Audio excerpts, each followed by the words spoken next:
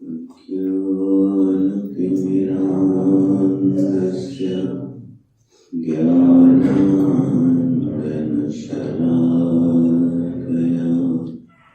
चक्षुरुन्मीलितं येन तस्मै श्रीगुरवे नमः। भवानी शङ्करो वन्दे श्रद्धा विश्वासरूपिणो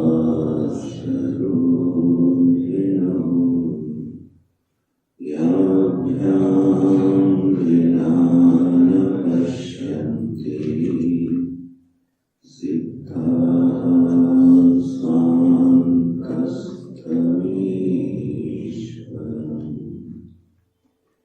वन्दे बोधमयं नित्यं गुरुं शङ्कररूपिणं यमाश्रितो हि वक्रोऽपि चन्द्रः सर्वत्र वन्द्यते। ओम सच्चिदानंद स्वरूपाय परमात्मने नमः। ओम श्री सद्गुरु चरण कमलेभ्यो नमः। अखंडं सच्चिदानंदं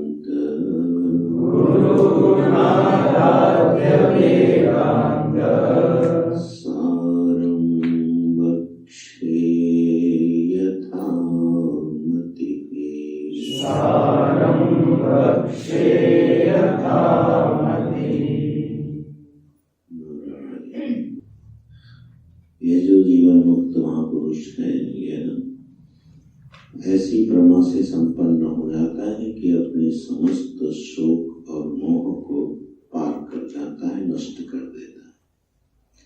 जीवन में संताप देने वाली जितनी भी वृत्तियां हैं, विषय हैं, दृश्य हैं, उनसे वह शरीरधारी होता हुआ भी बिल्कुल निर्लिप्त और असंग रहता है।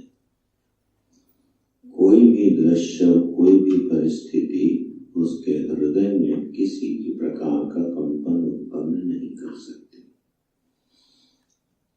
इस महिमा से, इस महावाक्य बोध जन्य जो प्रमा है, उसकी महिमा समझ में आती है।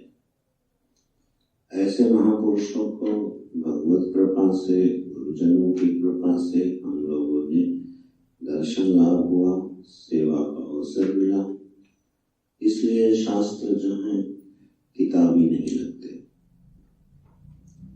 शास्त्री कुर्वन्ति शास्त्राणि, नारद भक्ति सूत्र में एक सूत्र है कि शास्त्र को शास्त्रत्व कौन प्रदान करता है, कि बोले शास्त्री। सिद्धांत तो ग्रंथ में हो, श्रुतियों में हो, पुराणों में हो, बड़े बड़े आदर्श की बातें और व्याख्याएं तो उपलब्ध हो, लेकिन चरित्र उपलब्ध न हो तो धीरे धीरे उसमें संशय उपस्थित हो जाता है। पौराणिक चरित्रों में ये बातें देखने को मिलती हैं, भगवान की लीलाओं में देखने को मिलती हैं, लेकिन कोई ऐसा काल इस भूमंडल में नहीं है जिसमें ब्रह्मनिष्ठ महापुरुष न होते हों। ब्रह्मनिष्ठ महापुरुषों से शून्य यह वसुंधरा कभी नहीं होती है, नहीं तो परंपरा का उच्छेद हो जाएगा, परंपरा टूट जाएगी। तो यह एक ऐसी सुंदर प्रमा है जो हृदय में जब अपना स्थान लेती है तो जीवन को सफल बना देती है। हरिद्वार में बहुत वर्ष पूर्व, माने 30-35 वर्ष पूर्व, एक महापुरुष, उनका नाम था टाट वाले बाबा, गंगा जी के किनारे एक गुफा में रहते थे और आत्मनिष्ठ महापुरुष थे। धीरे धीरे जब उनकी प्रसिद्धि हुई तो लोग उनके दर्शन के लिए पहुंचने लगे। तो उन्होंने कुछ सत्संग प्रारंभ किया। तो सायंकालीन सत्संग होता था, उसमें कुछ योग वशिष्ठ आदि पर और वेदांत पर चर्चा करते। बड़ी सुंदर दिव्य चर्चा होती थी। तो जो लोग नियमित श्रोता थे उसमें कुछ विद्यार्थी भी सुनने जाते थे उस समय के।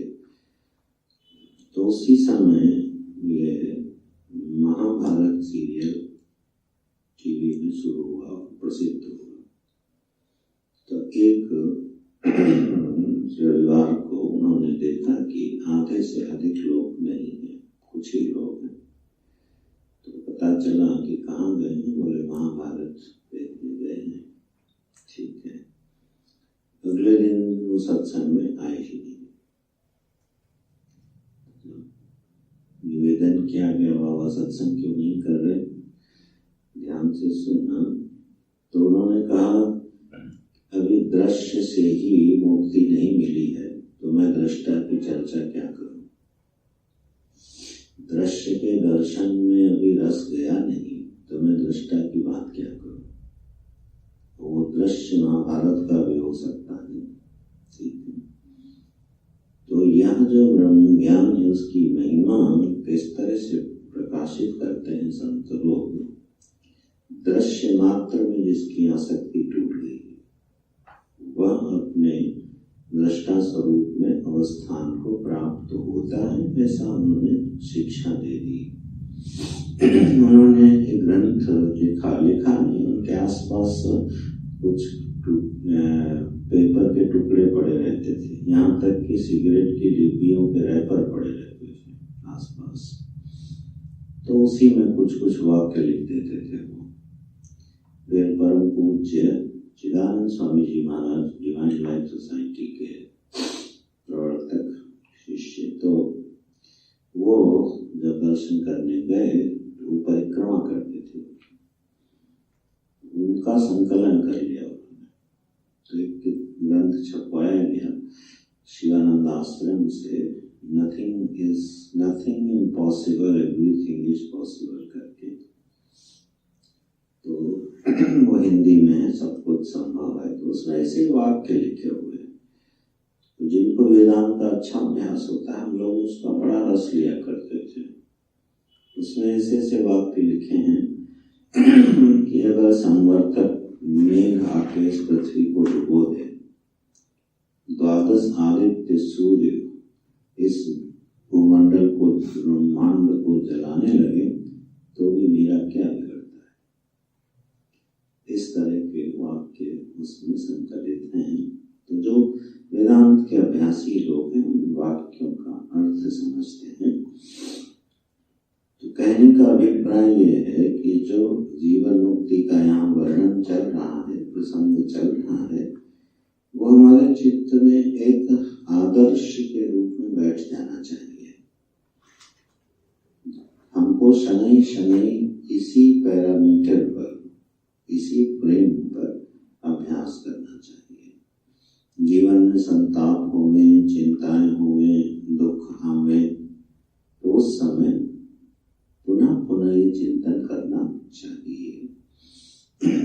पूर्व के पुरुषों का चिंतन करना चाहिए, पौराणिक चरित्रों का स्मरण करना चाहिए, ब्रह्म बोधक वाक्यों का स्मरण करना चाहिए और अपने संताप को धीरे धीरे वेदांत का जो साधक होता है उसकी साधनों का जो मुख्य स्वरूप होता है वो यही होता है कि वह इस चिंतन को हमेशा अपने साथ लेके चलता है और उसका अभ्यास करता रहता है निरंतर। जब हमारे जीवन में कोई विपरीत परिस्थिति उत्पन्न हो गई और हमको डरा रही हो, परेशान कर रही हो, तो एक तो दृष्ट उपाय होता है। दृष्ट उपाय माने जिस कारण से वो परिस्थिति आ रही है उसका निवारण करना। ठीक है, कोई भय उपस्थित हो गया तो उसके निवारण का जो साधन है उसको करना। तो वह तो दृष्ट उपाय है, मनुष्य मात्र करता है, सभी करते हैं। लौकिक प्राकृतिक रूप से ब्रह्मनिष्ठ भी करता है, तो एक दृष्ट उपाय हो गया। ठीक है, लेकिन एक पीछे एक उपाय निरंतर चलते रहना चाहिए वेदांत की। परिस्थिति जो जीवन में आती है वो प्रवाही है, कभी अनुकूल और कभी प्रतिकूल। ये जीवन पर्यंत आएगी, अपने प्रारब्धानुसार कर्मानुसार ये उपलब्ध होगी और एक रस कभी नहीं होगी परिस्थिति, कभी अनुकूलता और कभी प्रतिकूलता। ये बिल्कुल एक सतत चक्र है। तो सतत परिस्थितियों को अपने अनुकूल बनाने की जो चेष्टा है वो है दृष्ट साधन, और ये सभी करते हैं, चाहे जिसने शास्त्र पढ़े हो और चाहे न पढ़े हो, ज्ञानी हो अज्ञानी हो। हर व्यक्ति अपने जीवन की प्रतिकूल परिस्थिति को क्या करता है, निवारण करता है। मान लो मैं कहीं जा रहा हूँ, धूप तेज है और आप पदयात्रा में हैं, धूप बहुत अधिक तेज हो गई और वहाँ शरीर को कष्ट देने लगी, तो शीतल छाया की खोज हर व्यक्ति करता है। जिसने शास्त्र पढ़ा है वही पेड़ की छाया ढूंढेगा ऐसा नहीं। स्वाभाविक रूप से निरंतर परिस्थिति को अनुकूल बनाने की चेष्टा जीव करता रहता है, हर जीव करता है। ये तो हो गया दृष्ट साधन, लेकिन अंतरंग साधन क्या है? अंतरंग साधन ये है कि परिस्थितियां अनुकूल भी रहेंगी और प्रतिकूल भी रहेंगी। अब परिस्थितियां प्रतिकूल हो तो भी और परिस्थितियां अनुकूल हो तो भी हमारे चित्त में उसका कोई परिणाम या प्रभाव उत्पन्न नहीं हो रहा है। यह अभ्यास निरंतर किया जा सकता है और ये एक बड़ी साधना है और साथ साथ चलती है।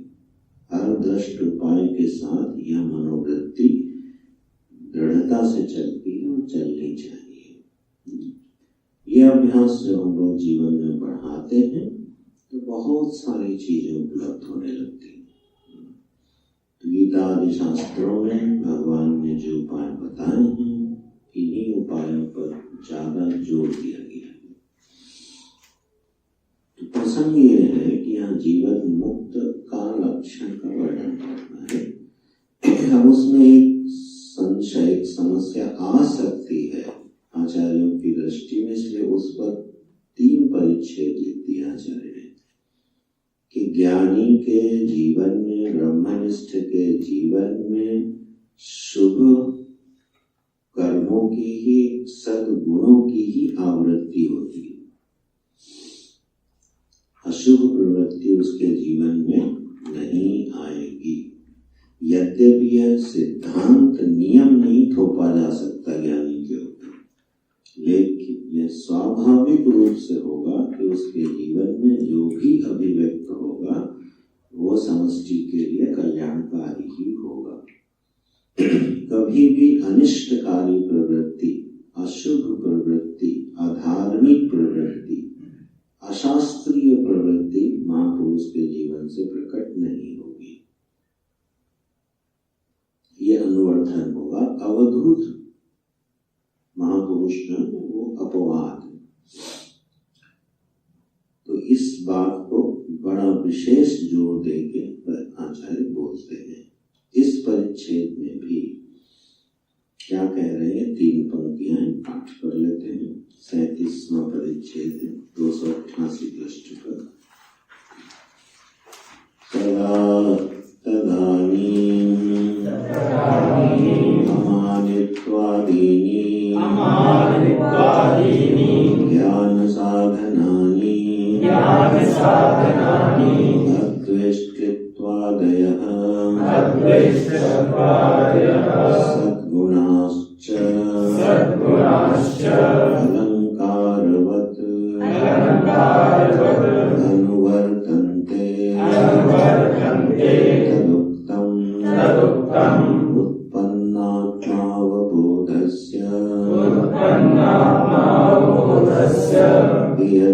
यद्वेष्टित्वादयो गुणाः अयत्नतो भवन्त्यस्य न तु साधनरूपिणः इति। तो कहते हैं तदानीं अमानित्वादीनि। तदानीं माने जीवन मुक्त लक्षण का जो प्रकरण चल रहा है उसी के संदर्भ में क्या कह रहे हैं, अमानित्वादीनि जो ज्ञान साधनानि, ज्ञान के जो साधन है अमानित्वादि गुण। तो ये अमानित्वादि गुण जो ज्ञान के साधन है ये भगवत गीता में आए हैं। कौन से अध्याय में? 13वें अध्याय में। अमानित्वम् अदम्भित्वम् अहिंसा क्षान्तिरार्जवम् आचार्योपासनं शौचं स्थैर्यम् आत्मविनिग्रहः इत्यादि। ये गीता जी में भगवान ने 13वें अध्याय में इन साधनों का वर्णन किया है और इनको ज्ञान ही कह दिया है। अंतिम श्लोक के पहले कि ज्ञान ही है मानो। तो अमानित्वादि जो साधन है ज्ञान के, अद्वेष्टा आदि अमानित्वादि ये सद्गुण क्या करते हैं, अलंकारवत अनुवर्तन। उस ब्रह्मनिष्ठ महापुरुष का, जीवन मुक्त महापुरुष का आभूषण बन जाते हैं। माने उसकी शोभा, उसके व्यवहार की जो शोभा है उसकी शोभा बढ़ाते हैं। जैसे आभूषण किसी व्यक्ति की शोभा बढ़ाते हैं, उसका सौंदर्य बढ़ाते हैं, ऐसे ही इस ब्रह्मनिष्ठ महापुरुष की शोभा कौन बढ़ाते हैं, अमानित्वादि ज्ञान के साधन के रूप में जिनका वर्णन किया गया है। तो कितनी सुंदर पंक्तियां लिखते हैं आचार्य लोग, क्योंकि अनुवर्तन बताना है। ज्ञानोपरांत भी पूर्व का अभ्यास अनुवर्तित होता है। ठीक है, अब तो ये हिंदी समझ में आ रही होगी ना, कठिन तो नहीं है। पूर्व का जो अभ्यास है वही ज्ञानोत्तर काल में क्या होता है, अनुवर्तित होता है, चलता है। तो ठीक पूर्व का साधन बता दिए कि वो अमानित्व आदि का अभ्यास करता है। ठीक है, बड़े सुंदर वहां इन गुणों की चर्चा है। यहाँ 2 का उल्लेख किया है, अमानित्व और अद्वेष्टा सर्वभूतानां मैत्रः करोति इत्यादि। तो अमानित जो होता है और अद्वेष्टा 2 का उल्लेख किया है, तो थोड़ी चर्चा कर लेते हैं। अमानी किसको कहते हैं? अमानी उसको बोलते हैं जिसको अपने मान की इच्छा नहीं है। ये मान की इच्छा क्या होती है? तो मीयते अनेन इति मानम, जिसके द्वारा नाप लिया जाए उसको बोलते हैं मान। ठीक है, तो हम जिसके द्वारा अपने आप को नापते हैं वही हमारा मान बन जाता है। ठीक है, ब्रह्म ज्ञानी क्या करता है, अपने आप को किसी दृश्य वस्तु से नापता नहीं है, इसलिए क्या हो गया, अमानी हो गया। उसमें हमारी तो किसी भी ही दृश्य के साथ तादात्म्य करके अपनी पहचान नहीं बनाता है।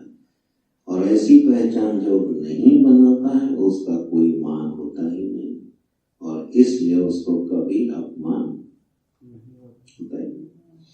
अपमान की अनुभूति जो है वो प्रातीतिक होती है व्यवहार में, उसको तो मालूम है कि ये मान तो है ही नहीं। जैसे उड़िया बाबा से किसी ने इस बारे में कुछ पूछा, एक व्यक्ति जा रहा था, उसके ऊपर किसी ने कूड़ा डाल दिया तो बड़ा गुस्सा हुआ। तो इससे उड़िया बाबा से बातचीत हो रही, वही संदर्भ आया तो बोले जब तुम्हारे ऊपर कूड़ा डाला गया तो तुम उस समय खड़े कहाँ थे? तो कूड़े बॉक्स के पास ही खड़ा था। तो कूड़े बॉक्स के पास खड़ा था तो कूड़ा पड़ गया, तो उसने कहा फिर उसका क्या दोष है, तुम खड़े कहाँ थे? कूड़े घर के पास खड़े थे तो कूड़ा ही पड़ेगा। तो इसी तरह से हम खड़े कहाँ हैं? शरीर में खड़े हैं, मन में खड़े हैं, बुद्धि में खड़े हैं, या उन वस्तुओं को जो हमको प्रारब्ध और कर्म से उपलब्ध हैं उनका सहारा लेके खड़े हैं। तो वही हमारा मान बन जाती है, वही हमारी पहचान बन जाती है। ठीक है। अब मान लो कोई शरीर के साथ खड़ा हो तो शरीर का स्वास्थ्य, शरीर का रूप उसकी पहचान बनेगी, और उस पर अगर किसी ने टीका टिप्पणी कर दी तो उसको गुस्सा आएगा और चोट लगेगी, अथवा उसका रूप सौंदर्य स्वास्थ्य अगर नष्ट हुआ तो वो बड़ा चिंतित हो जाएगा, बड़ा दुखी हो जाएगा। अरे अरे देखो हमारा रूप नष्ट हो रहा है। रूपासक्त जो होते हैं ना उनको बड़ी झंझट होती है। क्योंकि रूपासक्त व्यक्ति की सबसे बड़ी मुसीबत यह है कि उसके रूप की प्रशंसा होनी चाहिए, और अगर उसके रूप की प्रशंसा नहीं हुई तो बेचारा दुखी हो जाता है, सारी सजावट श्रृंगार उसका बेकार हो जाता है, व्यर्थ हो जाता है। तो ये जो दुख आया किस वजह से आया? ये पहचान बनानी। इसी तरह हम लोगों में प्रत्येक जीवन यावत पर्यंत ब्रह्मात्मैक्य बोध प्रमा जिसके हृदय में विहार नहीं करती है, तावत पर्यंत कोई ना कोई पहचान हमारी बनी रहती है, उससे कोई बच नहीं सकता। वो पहचाने अशुभ शुभ, उत्कृष्ट निकृष्ट, आसुरी दैवी, कुछ भी हो सकती है। तो ये है अमानी। ऐसा जो अमानी होता है फिर वो क्या होता है? व्यवहार में अमानी की जो अभिव्यक्ति है वो होती विनम्रता के रूप में। ठीक है। कोई व्यक्ति अमानी है, इसकी अभिव्यक्ति कैसे होगी?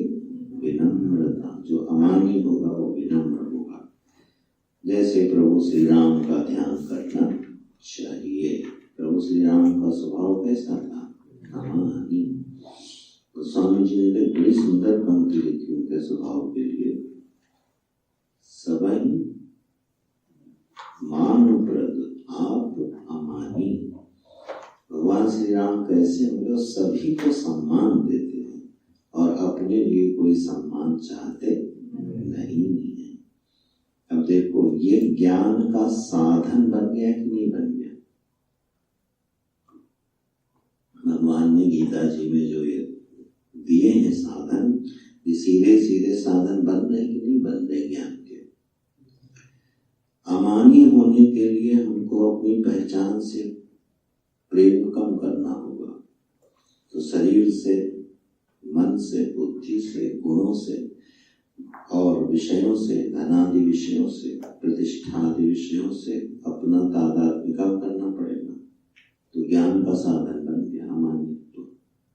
जैसे जैसे हम अमानित्व का अभ्यास करेंगे हमारा अहंकार ढीला होता जाएगा, शिथिल होता जाएगा, द्रवित होता जाएगा, अनंत परमात्मा की ओर मानो मिलने के लिए तैयार होता जाएगा। तो ये अभ्यास सीधा सीधा मानो एक साधन बन जाता है। इसमें अमान ऐसे सारे गुणों को कभी पढ़ना भी अमानित तो हो गया। अच्छा, अगर इसका अभ्यास करना हो तो करके देखना। कैसे? हमको सम्मान चाहिए, जो मानी होगा उसको सम्मान चाहिए, ठीक है। अब कहीं ऐसी जगह आप जा रहे हो जहां आपको भी सम्मान मिल रहा है, दूसरे को भी मिल रहा है, पर आपसे कम मिल रहा है, ठीक, और अवसर है आपके पास, तो अपना सम्मान उधर ट्रांसफर कर दो, ठीक, किसी बहाने से करके देखना। मान लो दो मित्र आपस में जा रहे हैं और आपको कहीं ज्यादा रिकॉग्नाइज किया जा रहा है, तो आप क्या करो, अपने मित्र के गुणों का बखान इतना कर दो कि सारा ध्यान किधर चला जाए लोगों का, आपके मित्र की तरफ। तो सम्मान आपने किधर ट्रांसफर किया, मित्र की तरफ। कितना मुश्किल काम है। जब वो परिस्थिति उत्पन्न होती है उस समय से भूल जाता है ना। सम्मान ट्रांसफर करना धन ट्रांसफर करने की अपेक्षा बड़ा मुश्किल काम है। ठीक है, जहां मुझे सम्मान नहीं मिलना चाहिए वहां भी आकांक्षा रहती है, अरे योग्य ना हो लेकिन सम्मान मिल जाए। जहां मिल रहा हो उसको ट्रांसफर कर देना और इस तरह से परिस्थिति उत्पन्न कर देना कि दूसरे लोग साथ वाले व्यक्ति का अधिक सम्मान करें और आप प्रसन्न हो। इसको बोलते अमानित्व। ऐसे इसका बड़ा विस्तार है इन गुणों का। तो यहाँ चार व्यक्ति हैं, अमानित्वादीनी, और दूसरा है अद्वेष्टा, ठीक। तो वो उसके हृदय में द्वेष नहीं होता। इस पर हम लोगों ने चर्चा की थी, जब सर्वात्म भाव बढ़ता है तब द्वेष कम होता है। अपने आत्मीय से किसी को द्वेष नहीं होता है। और जब सब हमारी आत्मा ही है ऐसी भावना हम करते हैं तब फिर द्वेष शिथिल हो जाता है। आत्मीयता बढ़ाए बिना व्यक्ति द्वेष से निवृत्त नहीं हो सकता, ये नोट कर लो। द्वेष एक ऐसी वृत्ति है जो बड़े चिंतन की मांग करके ही हटती है। तो जगत हमको आत्मीय लगने लगे, अपने ही प्रभु का स्वरूप लगने लगे, अपनी ही झांकी लगने लगे। आत्मोपम्येन सर्वत्र समं पश्यति यो अर्जुन। जो अपनी उपमा से सबको देखता है, माने जैसे हमें जिस चीज से कष्ट होता है वैसा ही कष्ट फिर दूसरे को भी होता होगा। इस उपमा से उसके प्रति प्रीति भाव रखना, प्रेम भाव रखना, दुष्ट के प्रति करुणा। वो चारों वृत्तियां पड़ी होंगी उस सूत्र में, नहीं वो सब साधन पाठ में है। समाधि पाठ चल रहा है ना, साधन पाठ है। मैत्री, करुणा, उपेक्षा और मुदिता, ये चार वृत्तियां महर्षि पतंजलि ने जीवन में व्यवहार के लिए बताई है, भागवत जी में भी आई है। समान वालों से मैत्री, अपने से जो निकृष्ट है उसके प्रति करुणा, ठीक है, और दुष्ट के प्रति उपेक्षा, मैत्री हो गई, करुणा हो गई, और मुदिता, अपने से जो श्रेष्ठ है उसके ज्ञान विज्ञान ऐश्वर्य को देख के प्रसन्न होना। तो हम चार ही तरह के लोगों से मिलते हैं। किस तरह से ऋषि लोग वर्गीकरण करते हैं, या तो हमसे कोई श्रेष्ठ होगा, या हमसे कोई निकृष्ट होगा, या हमारे कोई बराबर होगा, और या कोई दुष्ट होगा। ठीक, चार ही से तुम लगभग मिलोगे हम। तो जो हमसे श्रेष्ठ है उसको देख के प्रसन्न हो, माने ईर्ष्या न करो। जो हमारे बराबर है, ठीक है, उसके प्रति मैत्री भाव रखो। जो हमसे दुख में है, निकृष्ट है, बेचारा परेशान, उसके प्रति करुणा रखो। और जो दुष्ट है उनके प्रति क्या रखो, उपेक्षा रखो, उलझो नहीं। ठीक है, तो ये हैं चार वृत्तियां। ये इनका अभ्यास करने से फिर इनमें किसी से द्वेष की संभावना है कहीं। जो इस वृत्ति देखो सारे व्यवहार से महर्षि पतंजलि ने इससे हटा दिया। तो यही अभ्यास है, ठीक है। ये बड़े अंतरंग अभ्यास हैं, निरंतर किए जा सकते हैं और एक सावधान साधक को इस पर दृष्टि रखनी चाहिए। तो ज्ञान साधनानि अद्वेष्टित्वादयः सद्गुणाश्च, और जो सद्गुण है, चकार से सद्गुणों का उल्लेख अलग से कर दिया, ठीक है। अलंकार वतन वर्तन्ते, उसकी शोभा बन जाते हैं। कैसे? तो उद्धृत करते हैं, उत्पन्न आत्म अवबोधस्य, जब आत्मा का ज्ञान, अवबोध माने क्या होता है? ज्ञान। अवबोध शब्द होता है ज्ञान। तो उत्पन्न आत्म अवबोधस्य, आत्मा का ज्ञान उत्पन्न हो जाता है, तब उत्पन्न आत्म अवबोधस्य ही अद्वेष्टित्वादयो गुणाः, ये जो गुण हैं यह उस ब्रह्मनिष्ठ में अप्रयत्नतो भवन्ति, बिना प्रयास के रहते हैं। न तो साधन रूपेण, साधक में ये साधन बन के अभ्यास से रहते हैं, और ज्ञानी में सहज रूप से रहते हैं। अगर आपकी विषय पर दृष्टि होगी, प्रसंग पर दृष्टि होगी, तो आप आचार्य की महिमा देखना। इतना सुंदर उदाहरण दिया है। साधन रूप से प्रयत्न करते हुए जो गुण साधक में निवास कर रहे हैं, वही साधक तो ब्रह्मनिष्ठ होगा। तो ब्रह्मनिष्ठ होने के बाद किसका अनुवर्तन होगा? इन्हीं गुणों का। तो ये सिद्ध कर रहे हैं कि ब्रह्मनिष्ठ हो जाने के बाद यथेष्टाचरण की संभावना नहीं है। मनमाना आचरण करने का सर्टिफिकेट या लाइसेंस ब्रह्म ज्ञान नहीं है। इस पर इतना जोर इसलिए दे रहे हैं कि ये घटना घटती है, सभी के जीवन में घटती है। लोग उपासना छोड़ देते हैं, सदाचार के प्रति उनकी महत्व बुद्धि कम हो जाती है। किसके बल? बोले हम तो ब्रह्मनिष्ठा का अभ्यास कर रहे हैं, महावाक्य पर चिंतन कर रहे हैं, इनकी हमें कोई जरूरत। बात सही, लेकिन बात गलत भी है। तो सदाचार के प्रति जो महत्व बुद्धि होनी चाहिए, अपनी वृत्ति के प्रति जो सावधानी होनी चाहिए, वो सावधानी कई बार शिथिल पड़ जाती है। तो थोड़ी चर्चा कर लो। वेदांत का अभ्यास क्या करवाता है?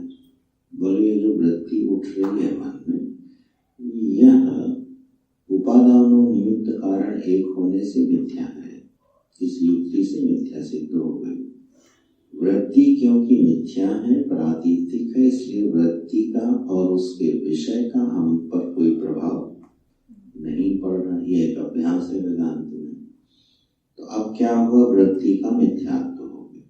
अब उस वृत्ति में अगर सदाचार है, वो भी मिथ्या है, और उस वृत्ति में दुराचार है, वो भी मिथ्या है। वेदांत का अभ्यासी क्या कर रहा है? सदाचार को भी मिथ्या और दुराचार को भी मिथ्या, दोनों का धरातल एक है कि नहीं? अधिष्ठान की दृष्टि से दोनों का धरातल एक है, चाहे सदाचार हो और चाहे दुराचार, दोनों प्रतीति के विषय, और इसलिए मिथ्या है। इसलिए सदाचार से हम अभिमान स्थापित करके मैं सदाचारी, ऐसा अभिमान ब्रह्मनिष्ठ को नहीं होगा, साधक को नहीं होगा, और मैं दुराचारी, ऐसा अभिमान भी उसको फिर नहीं होगा। तो अब इस अभ्यास ने किया क्या? बात में सावधानी हटी थोड़ी सी। तो अब दुराचार वृत्ति आ रही है, आने दो, क्यों? मिथ्या तो है। जब सदाचार मिथ्या है तो दुराचार तो मिथ्या ही है। तो जब दोनों का स्टेटस एक ही है तो आने दो, ठीक है, वहां आने दो। थोड़ी देर तो आप असंग दृष्टा रह गए, मान लो, लेकिन वो वृत्ति जब बढ़ती जाएगी तो पता भी नहीं चलेगा कि कब आपसे वो दुराचरण करा लेगी, कब आपको वो विषय में ढकेल देगी, कब आपको वो पतित करा देगी, समझ में नहीं आएगा। ये है वेदांत की सावधानी। ठीक है, यहाँ अगर कोई साधक चूकता है तो बड़े सूक्ष्म स्तरों पर गिर जाता है, पतित हो जाता है। इसलिए यह विषय यहाँ पर और अन्य ग्रंथों में भी यह विषय आचार्यों ने बड़ी सावधानी से उठाकर व्याख्या करी है। तो सद्गुण उसका अलंकार बन के उसका अनुवर्तन करते हैं और उसके लिए ब्रह्मनिष्ठ को कोई प्रयास करना नहीं पड़ता। ये उसका स्वभाव हो जाता है।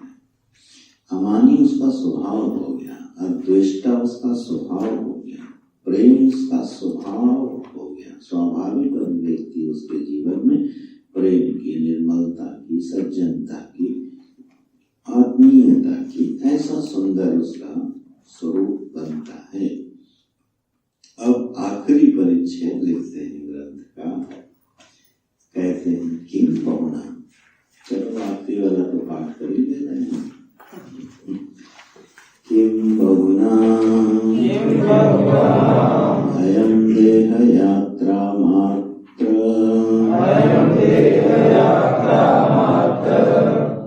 देह यात्रा मात्रार्थम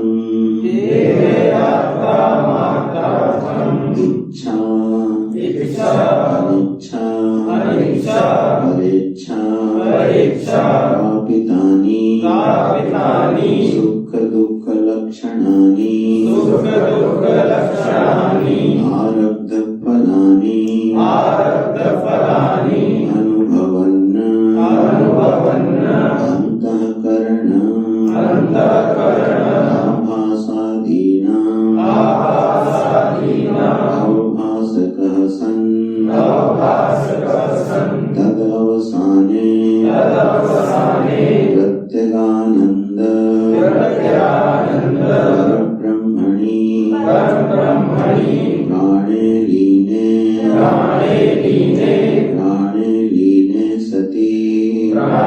लीने सति अज्ञान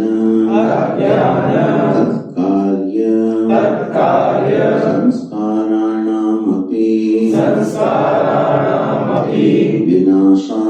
विनाशात् परं कैवल्यम् आनन्दैकरसम्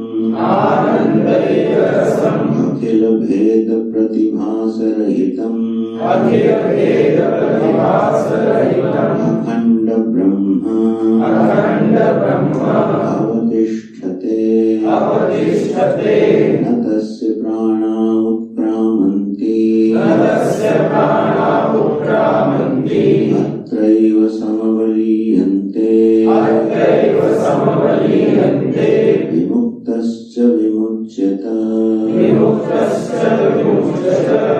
इत्यादि श्रुतेः।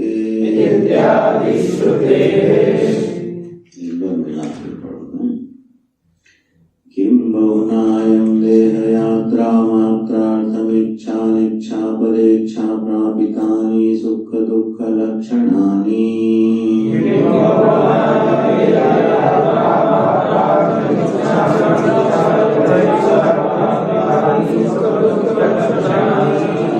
आरब्ध फलान्यनुभवन् अंतःकरणाभासाकीनाम्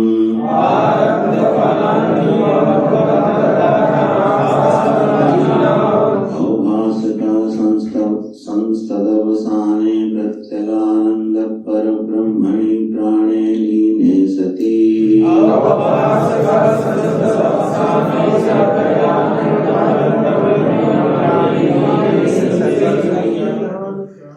अज्ञान तत्काले संस्काराणामपि विनाशात् परम कैवल्यमानन्दैकरसमखिल भेद प्रतिभासरहितमखण्ड ब्रह्मावतिष्ठते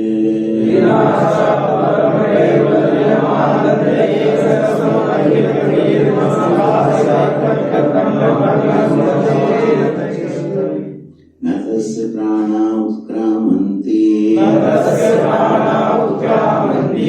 तत्रैव समवलीयन्ते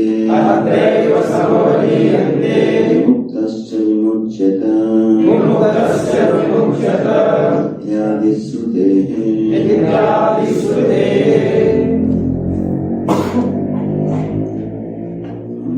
अलग से परीक्षा नहीं लेते, बीच बीच में हो जाती है। कितना अभ्यास हुआ है?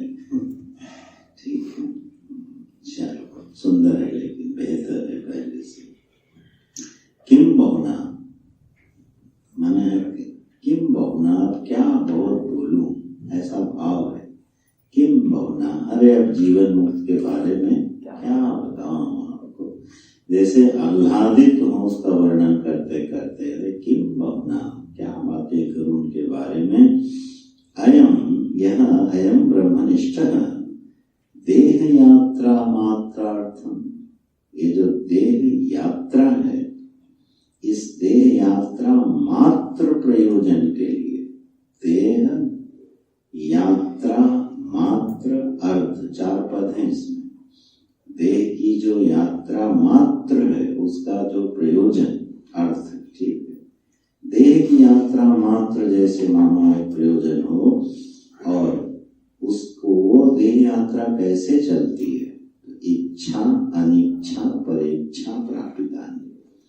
प्रारब्ध के 3 विभाग कर दिए, इच्छा प्रारब्ध, अनिच्छा प्रारब्ध और परेच्छा प्रारब्ध, ठीक है। प्रारब्ध जो है वो क्या है? कल क्या बताया था? कर्म की संचित कर्म, संचित कर्म का जो फलोन्मुखी भाग है वो। और क्या बताया था? प्रारब्ध क्या है? कर्म है कि प्रारब्ध फल है, भोग है। संज्ञा उसके साथ कर्म की लगी है, लेकिन है वो भोग। क्रियमाण कर्म है, संचित कर्म है, प्रारब्ध भोग है। कर्म संज्ञा क्यों बनी? क्योंकि संचित कर्म से बाहर आए हैं, इसलिए उसकी संज्ञा भी कर्म हो गई। इसका मतलब प्रारब्ध कर्म कोई कर्म नहीं है, वो फल है, भोग है। ये जो शरीर है ये क्या है? ये फल है, उसका फलोन्मुखी जब प्रारब्ध हुआ तब जाके एक हमको क्या प्राप्त हुआ? शरीर। तो शरीर क्या हो गया? फल हो गया, ठीक, हमारे ही कर्मों का फल हो गया शरीर। तो अब कोई जो है सुनील की तरह दुबला पतला, आपको हिमांशु की तरह गोल मटोल है, तो ये क्या है? फल है। प्राप्त हो गया फल। अब इस प्राप्त फल के साथ हम क्या करेंगे? क्रियमाण कर्म करेंगे। यही इसका संबंध बड़ा सुंदर बनता है। जो फल प्राप्त होता है उसका भोग भी होता है, और उसी वही साधन बन जाता है। किसका? क्रियमाण का साधन बन जाता है। इस तरह से यह जो प्रारब्ध भोग है वो ज्ञानी का कैसा होता है? बोले 3 तरह का प्रारब्ध है। बोले वाह, उसके भी विभाग कर दिए।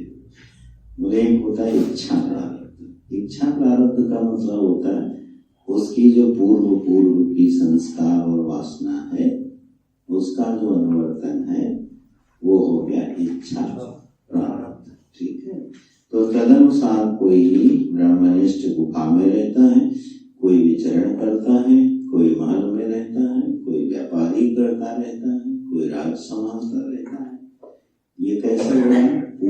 पूर्व की वासना की अनुवृत्ति हो रही है, और वो इच्छा के रूप में उपलब्ध होती है, और वो उसकी पूर्ति करता चला जाता है। ये हो गया इच्छा प्रारब्ध। और एक हो गया अनिच्छा प्रारब्ध। अनिच्छा प्रारब्ध क्या है? अनिच्छा और वो भी प्रारब्ध है। अपनी इच्छा भी नहीं है, लेकिन अब सामने आ गया जरूरी है तो इसलिए करना पड़ रहा है। झेलना पड़ रहा है, झेलना पड़ रहा ये शब्द भी सही है, झेलना पड़ रहा है। वासना नहीं है, लेकिन अब ये उसको पूर्व की वासना की अनुवृत्ति भी नहीं है, तो क्या हुआ? अनिच्छा प्रारब्ध जो होता है ईश्वर कृपा से आएगा, ईश्वरीय कृपा से कुछ आ गया। अच्छा, ठीक है, ये भी हो सकता है। तो अनिच्छा शब्द जो है इसकी ये व्याख्या बन रही है, यह उसके पूर्व की वासना की अनुवृत्ति नहीं है, ठीक है। लेकिन हुआ यह कि समष्टि निमित्त से न चाहते हुए भी उसको वो काम करना पड़ रहा है। तो ये तो बेबसी हो गई, विवशता हो गई। पर ब्रह्मनिष्ठ में कोई विवशता होती नहीं है। अनिच्छा और इच्छा में अंतर करना, इसलिए वो सावधानी से लक्षण बनेगा, नहीं तो अति व्याप्ति दोष होगा, ठीक है। अनिच्छा और परेच्छा में, जैसे मान लो हम कहीं गए, अब हमारा मन है कि मैं केवल दलिया खाऊं, ठीक। हमसे कहा जा रहा है नहीं, गर्मा गर्म पनीर टिक्का आज घर में ही बना है और आप थोड़ा सा तो खा ही लो। इच्छा बिल्कुल नहीं, लेकिन प्रेम के वशीभूत होकर क्या हुआ? खा लिया गया। तो ये कौन सा प्रारब्ध हो गया? अब अनिच्छा और परेच्छा के लक्षण मिल गए कि नहीं मिल गए? अनिच्छा और परेच्छा के लक्षण मिले कि नहीं मिले? उसकी इच्छा नहीं है, इसका मतलब उसका फलभोग नहीं है। तो कहां से आ गया? बाहर से। तो परेच्छा को उसने स्वीकार किया, तो फिर अनिच्छा कैसे होगी? तो अनिच्छा और परेच्छा में अंतर कैसे करोगे इनके लक्षण में? गुरुजी जैसे अनिच्छा तो बिना एक्सेप्टेंस के कोई काम करना, और परेच्छा है कि बाहर से आइए लेकिन उसको एक्सेप्ट कर लिया कि ठीक है बाहर से आइए तो करना पड़ेगा। और अनिच्छा है जो जिसमें मन तो नहीं है करने का लेकिन उस चीज को करना पड़ रहा है। वेरी गुड, ये लक्षण बन रहा है और बनता है। अनिच्छा प्रारब्ध में क्या है? दोनों ही निमित्त बाहर होंगे, ठीक। लेकिन एक निमित्त को वो अनुकूलता से और एक निमित्त को प्रतिकूलता से स्वीकार करेगा, ठीक है। जब अनुकूलता से स्वीकार किया तो परेच्छा हो गया, जब प्रतिकूलता से स्वीकार किया तो अनिच्छा हो गया, निमित्त बाहरी होगा। तो पहला लक्षण ये बनेगा अनिच्छा परेच्छा में कि दोनों लक्षण, दोनों निमित्त कहाँ होंगे? बाहर से आएंगे, अंतर निमित्त नहीं होगा। अब तो जब दोनों निमित्त बाहर से आ रहे हैं, ये लक्षण दोनों में जा रहा है, ठीक है। अगली बार थोड़ा तर्क संग्रह पढ़ाएंगे, तब मजा आएगा इसको पढ़ने में। दोनों लक्षण चलेगा उसमें। अब पृथक करो तो ये पृथक बना अनुकूलता की संवित के साथ और प्रतिकूलता की संवित के साथ। मान लो जैसे कहेंगे स्वामी जी आपको सत्संग करना है सवेरे, ठीक, हाँ चलो सत्संग करते हैं। अब इसमें अनुकूलता की संवित है कि नहीं? क्योंकि वो पूर्व वासना से मैच कर रहे हैं। हाँ सत्संग करें। आया निमित्त कहाँ से? बाहर से। वो खुद नहीं कहेगा कि क्या अरे भाई सत्संग वत्संग करवाओ, ये वो नहीं कहेगा, ठीक। लेकिन निमित्त आ गया बाहर से तो उसने स्वीकार कर लिया, परीक्षा प्रारंभ हो गई। और बाहर से निमित्त आया, स्वामी आप मॉल चलते हैं, पार्टी है, नहीं जाना, अरे नहीं चलते हैं। अच्छा बाहर ही बैठे रहना, गाड़ी में बैठे बैठे जलेबी खिला देंगे, ठीक है, तो चलो चलेंगे। अब ये क्या हो गया? परीक्षा होते हुए अनिच्छा प्रारब्ध हो गया कि नहीं हो गया? तो जब ऐसे प्रारब्ध उपस्थित हों जहाँ प्रतिकूलता की संवित और अनुकूलता की संवित प्राप्त हो, निमित्त बाहर हो, तो अनिच्छा और परेच्छा प्रारब्ध बनता है। ठीक है, तो तीनों में तीन का उल्लेख क्यों कर रहे हैं? बोले ऐसा ही व्यवहार अज्ञानी के जीवन में भी दिखता है, अपनी इच्छा से, दूसरे की इच्छा से। अब दूसरे की इच्छा से वो भी काम अज्ञानी करता है जो नहीं करना चाहता है। ठीक है, लेकिन जब करता है तो क्या करता है? मन ही मन कोसता रहता है, क्षुब्ध होता रहता है, क्रुद्ध होता रहता है, कहाँ फंस गया, निकलो भाई यहाँ से, बड़ी बुरे हालत है, परेशान रहता है।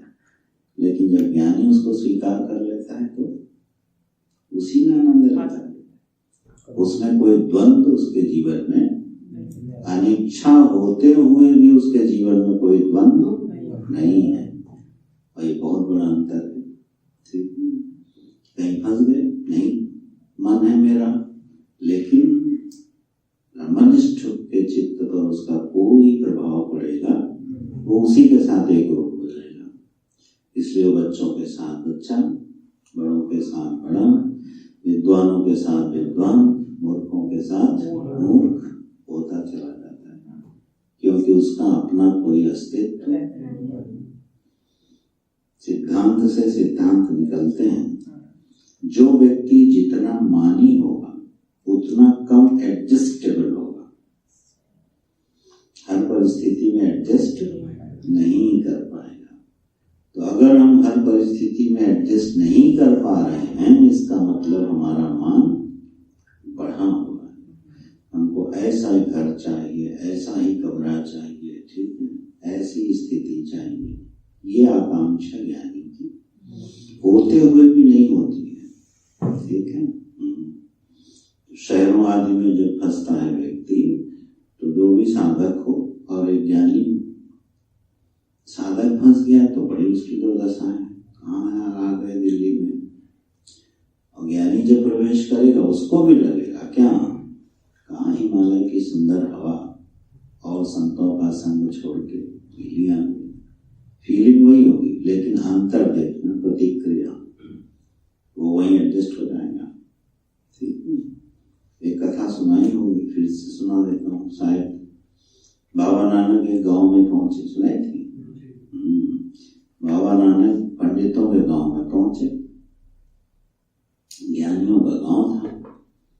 तो उनके पास संदेश गया, कैसे ग्लास दूध का ग्लास बिल्कुल भर के भेज दिया, एक बूंद डालोगे तो वो नीचे गिर जाए, सावधानी से लाया गया। संदेश ये था, यहाँ सब भरे पूरे बैठे, आपके शिक्षा ज्ञान की जरूरत यहाँ किसी को नहीं है, हम सब ज्ञानी पंडित लोग हैं, माने आपके लिए इस गाँव में स्थान नहीं है।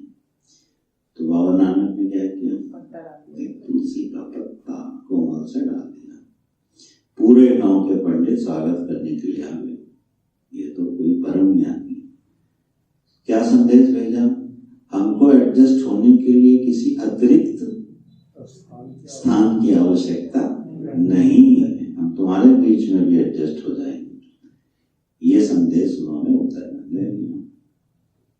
तो ये सब जीवन में साधन बन सकते हैं। जब कहीं आप फंसी गए, मान लो एडजस्ट नहीं हो रहा है लेकिन रहना है, तो ज्ञानी की तरह रहने का अभ्यास कर लो, वो साधन हो जाएगी, वो परिस्थिति साधन बन जाएगी। जहां आपको एडजस्ट करने की विवशता हो, करना ही होगा, तो वहां पर क्या करो, मन को ध्यान से देखो, ब्रह्मनिष्ठ का ध्यान करो, महावाक्य का थोड़ा स्मरण करो, बोलो मेरे ऊपर क्या प्रभाव पड़ता है इन चीजों का, और एडजस्ट हो जाओ। ठीक, ये अभ्यास बन जाएगा। तो जो ज्ञान के साधन हैं वो स्वभाव से रहते हैं ज्ञानी में, और प्रयत्न से रहते हैं साधन। बस इसको पकड़ना। तो ये हो गया इच्छा, अनिच्छा, परेच्छा, प्रापितानि। फिर आया सुख दुख लक्षण। उनका परिणाम क्या है, सुख और दुख। आरब्ध फलानि अनुभवन, इन सबके फलों का अनुभव करता हुआ, माने सुखाकार वृत्ति में सुख का, दुखाकार वृत्ति में दुख का अनुभव करता हुआ अंतःकरण आभासादि नाम अवभास का सन्न, उसको वो अपने अंतःकरण का केवल आभास मात्र मानते हुए तद अवसाने, अब क्या हुआ, प्रारब्ध पूरा हो गया, ठीक। तो प्रारब्ध पर्यंत वह आभासी वृत्ति से, बाधित वृत्ति से, बाधित वृत्ति अब तो समझ गए होगे, अभी भी अगर भूल जाओगे तो हमको लगेगा यार बड़ी मेहनत करनी पड़ेगी। बाधित वृत्ति अब तो स्मरण रखना, फिर कभी अचानक पूछेंगे मिलोगे तो, ठीक। तो बाधित वृत्ति से, आभासी वृत्ति से वो अपने प्रारब्ध फल का भोग करता हुआ, जब तक अंतःकरण का आभास हो रहा है, ये लीला चलती रहती है। फिर प्रत्यक आनंद पर ब्रह्मणि प्राणे लीने, उस आनंद स्वरूप पर ब्रह्म में प्राणों के लीन होने पर, लीने सती अज्ञान तत्कार्य संस्काराणाम अपि विनाशात्, अज्ञान और उसका जो कार्य संसार है और जो संस्कार आदि हैं उनका भी विनाश होने से, परम कैवल्यम आनंदैक रसम अखिल भेद प्रतिभास रहितम अखंड ब्रह्म अवतिष्ठते। क्या होता है, कैवल्य स्वरूप में, आनंद स्वरूप में, एक रस स्वरूप में, जहाँ किसी भेद की प्रतीति नहीं है, ऐसे समस्त भेदों की प्रतीति से रहित अखंड जो ब्रह्म है उसमें अवतिष्ठ हो जाता है। पूर्व में ही अवतिष्ठ रहता है, पश्चात में वो आभास भी खत्म हो जाता है। वो जो लीला चल रही थी वो खत्म हो जाती है। पूर्व में दृष्टांत आया था, दर्पण में प्रतिबिंब है और बालक अपने प्रतिबिंब से खेल रहा है। दर्पण टूट गया तो प्रतिबिंब कहाँ गया, पता ही नहीं चला कि प्रतिबिंब गया कहाँ, वो उसी बिंब में समा गया। अब समा गया शब्द भी कहना ठीक नहीं है, क्योंकि वहां से निकल के तो समाया नहीं, एक आभास था और वो आभास प्रतीत होना बंद हो गया। तो यह देह अंतःकरण में जो चैतन्य का आभास है, यह प्रारब्ध पर्यंत क्या है, प्रतिबिंब की तरह आभासित हो रहा है, और दर्पण टूटते ही, आभास टूटते ही वो अपने स्वरूप में पहले से ही प्रतिष्ठित है, पुनः प्रतिष्ठित हो गया, ऐसा कहेगा। तो उसके लिए श्रुति प्रमाण क्या देते हैं, न तस्य प्राणाः उत्क्रामन्ति, ऐसे ब्रह्मनिष्ठ के प्राणों का उत्क्रमण नहीं होता, माने उसका कहीं आना जाना नहीं होता है, वो वहीं का वहीं पहले से ही समाया हुआ है, उसी में समा जाता है, ऐसा कह लो। कबीरदास जी ने बड़ी सुंदर उपमा दी इसकी, फूटा घट जल जल ही समाना। एक घड़ा है, उसमें जल भरा है, जो जल भरा हुआ घड़ा है उसको जल भरे हुए घड़े को तालाब में डुबो दो तो बाहर भीतर पानी, जल घड़े के बाहर भी पानी हो, और जब घड़ा टूट गया तो क्या हुआ, अंदर का जल बाहर के जल में मिलेगा क्या, मिलेगा। एक आभास है अंदर सरोवर के कि ये घट का जल है, ये सरोवर का जल, वह आभास भी गया। तो कितनी सुंदर पंक्ति लिखी, फूटा घट जल जल ही समाना। तो ऐसे ज्ञानी का कोई उत्क्रमण नहीं होता, वो कहीं आता जाता नहीं है, मानो वही विलीन हो जाता है। अत्रैव समवलीयन्ते अत्रैव अस्मिन् जगति, इसी दृश्य प्रपंच में या इसी काल में, ऐसा कह लो, समवलीयन्ते, वो सम्यक प्रकार से लीन हो जाता है। विमुक्तश्च विमुच्यते, मुक्त ही मुक्त हो जाता है। ऐसी ये सुंदर श्रुतियां हैं। ब्रह्म ब्रह्म ज्ञानी के उत्क्रमण का वर्णन करते हुए श्रुतियां किस तरह से व्याख्या करती हैं। अरे वो विमुक्तश्च विमुच्यते, वो मुक्त होता हुआ ही मुक्त हो गया। तो न कहीं आना है न कहीं जाना है, न कहीं से आए हैं न कहीं जाएंगे। ठीक है, ये जीवन क्या है? बोले आभास मात्र है। प्रारब्ध के अनुसार अनुकूलताएं प्रतिकूलताएं परिस्थितियां आती जाती रहेंगी, भाषिक होती रहेंगी, लेकिन ब्रह्मनिष्ठ का उससे कोई संबंध कभी होता नहीं। जैसे आकाश में इतने उपद्रव होते हैं, लेकिन आकाश कभी उन उपद्रवों से प्रभावित नहीं होता। कितनी भी वर्षा हो, आकाश कभी गीला नहीं होता। कितनी भी आंधी चले, आकाश कभी गंदा नहीं होता। इसी तरह अपने व्यवहार काल में, ये व्यवहार काल का दृष्टांत है, व्यवहार काल में उसके चित्त में सब कुछ आता जाता रहता है, पर वह अपनी महिमा से कभी भी नीचे नहीं आता है। अपने स्वरूप में सदा नित्यानंद में विराजमान रहता है। इसको बोलते हैं ध्यान। हम लोग चर्चा कर रहे थे ना उस दिन, ध्यान क्या होता है। ये सब ध्यान है। ज्ञान के जो साधन है अमानित वाले, उनका अपने जीवन में निरंतर प्रयोग करते रहना, इसी का नाम ध्यान है। जीवन मुक्त का उत्क्रमण कैसे होता है, इसको अपने चिंतन का विषय बना लेना, ये ध्यान है। ईश्वर और जीव की उपाधियों को हटा करके जो निर्मल अस्तित्व अवशिष्ट रहता है, वही मेरा स्वरूप है, ऐसा ध्यान है। तो इस तरह से अपने चित्त को निर्मल करते हुए ध्यान करना चाहिए निरंतर। यहाँ पर आके ग्रंथ क्या हो गया? पूर्ण हो गया। ठीक है, 38 परिच्छेदों का यह सुंदर ग्रंथ वेदांत सार, जो कि सारी वेदांत की प्रक्रियाओं को स्पष्ट करता है। पुनः पुनः पुनः पुनः इसका चिंतन करना, पढ़ते रहना। जैसे वो खेत होता है ना, खेत में जैसे बंजर खेत हो, चलो अच्छा बंजर न मानो, बड़े दिनों से जिसमें फसल न उगाई गई हो, झाड़ झंखाड़ पड़ी हो, तो उसमें आप हल चलाओ तो बड़ी मुश्किल से पहली बार चलता है ना। फिर उसके बाद बारिश हो गई थोड़ी, फिर हल चलाए तो थोड़ा नरम हो जाता है। 5-7 बार जब हल चलाया तो बिल्कुल मिट्टी नरम। अब उसमें बीज जैसे ही पड़ा, फसल लहरा गई।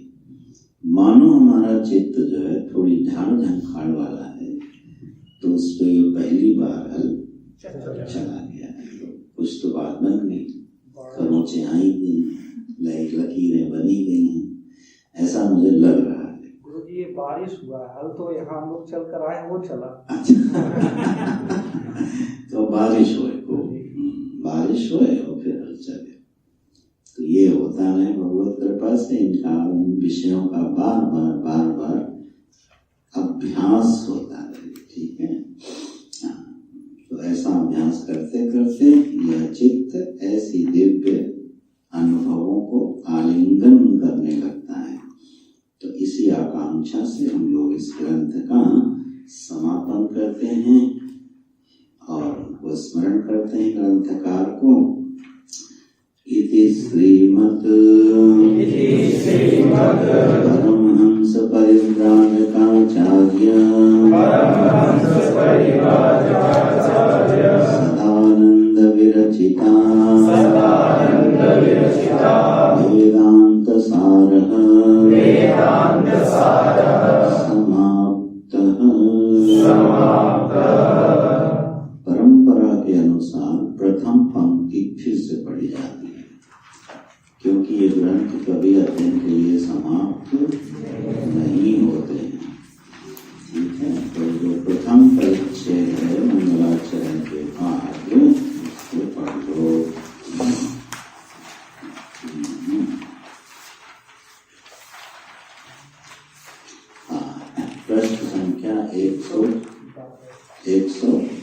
नहीं 16 नहीं 16 पे तो 3 नंबर है, 1 2 पे मंगलाचरण है ना। हाँ, तो 3 पे ग्रंथ का प्रारंभ है, इसका पाठ करो। वेदांतो नाम उपनिषद प्रमाणम् तदुपकारिणी शारीरक सूत्रादीनि च अस्य वेदांत प्रकरणत्वात् तदीयैः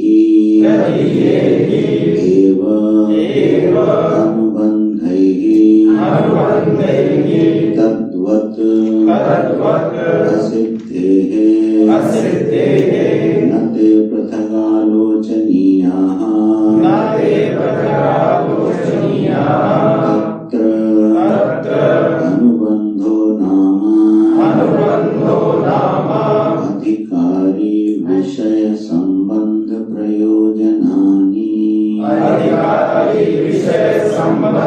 प्रयोजनानि। ओम तत्सत्। नारायण। पूर्णमदः पूर्णमिदं पूर्णात् पूर्णमुदच्यते